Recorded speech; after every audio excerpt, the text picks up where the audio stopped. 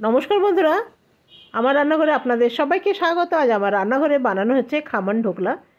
সবসময় যে বেসন দিয়ে বানাতে হবে তার কোনো মানে নেই, ছোলার ডাল দিয়ে বানিয়ে দেখবেন, দারুণ হবে।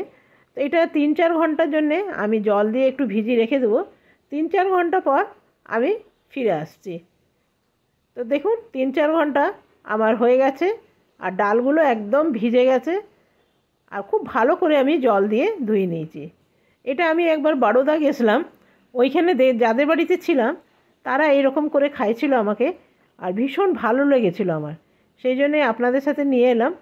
তো এখানে দিয়ে দিলাম 3 চামচের মতন দই। যেহেতু একটু এখনও গরম পড়েনি, সেই জন্যে এখন একটুখানি দই দিলে ভালো করে ফুলে উঠবে। এটা আমি ভালো করে একটু মিক্সির মধ্যে পিষে নেবো, একদম মিহি করে পিষে নিতে হবে। আর এটা কখনো বানিয়ে দেখবেন, অসাধারণ হয়। তো দেখুন এটা আমার পেশা হয়ে গেছে, আপনাকে আমি দেখাই, একদম মিহি হয়ে করতে হবে। তো চলুন বাকি যেগুলো আছে সেগুলো সেম প্রসেসেই আমি পিষে নেব। দিয়ে দিলাম সামান্য জল, খুব বেশি জল দেওয়া যাবে না, খুব পাতলা করে দিলে কিন্তু মুশকিল হয়ে যাবে। তো এটা সম্পূর্ণ আমি এর মধ্যে ঢেলে দিলাম, আর এটা আমি রাত ভরের জন্যে ছেড়ে দেবো। আমি আবার সকালে ফিরে এলাম, আপনাকে আমি দেখাই, বেশ ফুলে উঠেছে, যেহেতু দই দিয়ে মেখেছিলাম বলে না, একদম ফুলে উঠেছে। দেখছেন কি সুন্দর হয়ে গেছে। আর এটা প্রায় আপনাকে 10-15 মিনিটের মতন ফেটিয়ে নিতে হবে। তো দিয়ে দিলাম নুন, 1 চামচ নুন দিলাম, চিনি দিলাম, আর হাফ চামচের মতন স্বাদ অনুযায়ী দিয়ে দিলাম নুন, দিয়ে দিলাম একটু হিং, আর দেব একটু হলুদ, দেব 3 চামচের মতন তেল, বেশি তেল দেব না, ব্যাস, আর দেব না। আর এটা জানেন তো, বিকেলে চায়ের সাথে বা সকালে চায়ের সাথে অপূর্ব লাগে খেতে। আর এটা প্রায় 15 মিনিটের মতন ফেটাতে হবে, যত ফেটানো হবে তত ফুলে উঠবে। আর এখানে আমি একটু কাঁচা লঙ্কা আর আদা একটু এর মধ্যে পেস্ট করে নেব।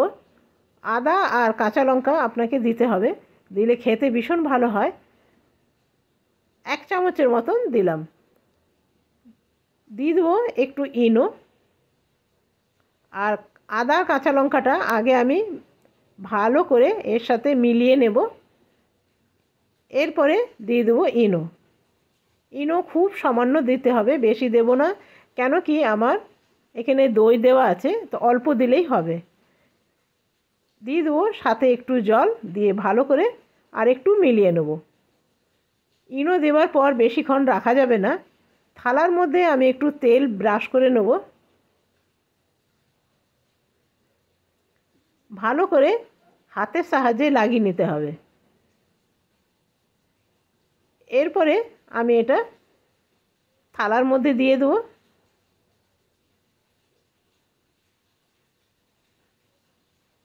আর হাতের সাহায্যে একটু ভালো করে ট্যাপ ট্যাপ করে নেবেন। আর এদিকে আমি কড়াইয়ে জল গরম করতে দিয়ে দিয়েছি, আর থালাটা বসিয়ে দেব।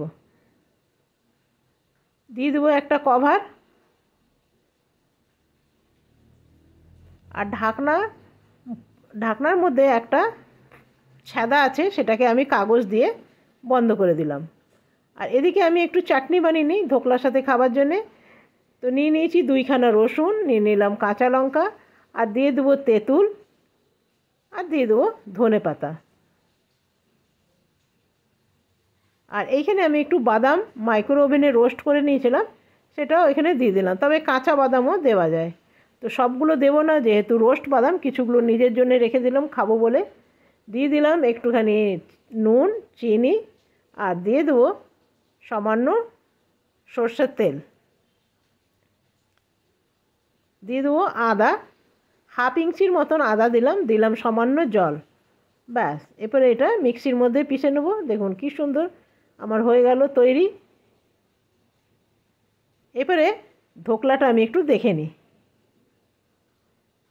এটা হতে প্রায় আমাকে 6-7 মিনিট লেগেছে, একদম চাকুটা দেখুন পরিষ্কার হয়ে গেছে। তবে মধ্যেটা তাড়াতাড়ি হয়ে যায় না, সাইডগুলো আপনাকে দেখতে হবে। তো সাইডগুলোও দেখছেন চাকুটা একদম পরিষ্কার আসছে, তার মানে এটা হয়ে গেছে। এরপরে আমি নামিয়ে নেব।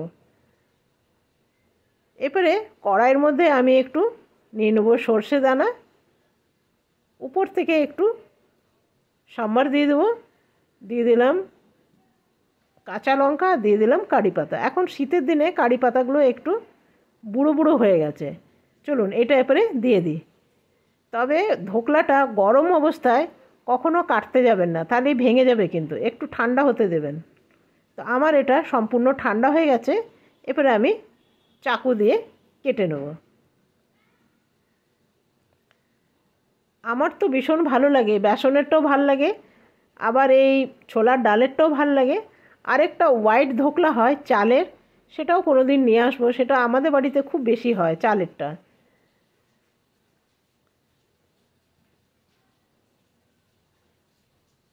আপনাদের আমি চালেরটা কোনো দিন নিয়ে আসবো, ভীষণ ভালো হয় ওইটা, ভীষণ ভালো হয়।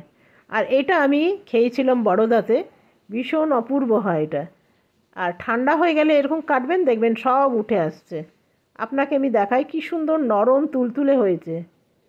কেমন লাগলো অবশ্যই জানাবেন। ভালো লাগলে আপনারা এভাবে বানিয়ে ঘরে এনজয় করতে পারবেন। স্কুলের টিফিন বলুন, দূর কোথাও যাচ্ছেন, এটা বানিয়ে নিয়ে যান, আর বেশ খেলে বেশ অনেকটা পেট ভর্তি থাকে। এরপরে আমি থালার মধ্যে সাজিয়ে নিই। দেখুন কত সুন্দর লাগছে। ভালো লাগলে একটা লাইক করতে ভুলবেন না। আগামীকাল আসবো আবার নতুন রান্না নিয়ে। আপনারা সকলে ভালো থাকবেন, সুস্থ থাকবেন। Thank you. আর বেসন না থাকলেও কোনো প্রবলেম নাই, এই ছোলার ডাল দিয়েও দারুণ হয়। ছোলার ডাল, সুজি এগুলো দিয়ে অপূর্ব হয়। Bye bye.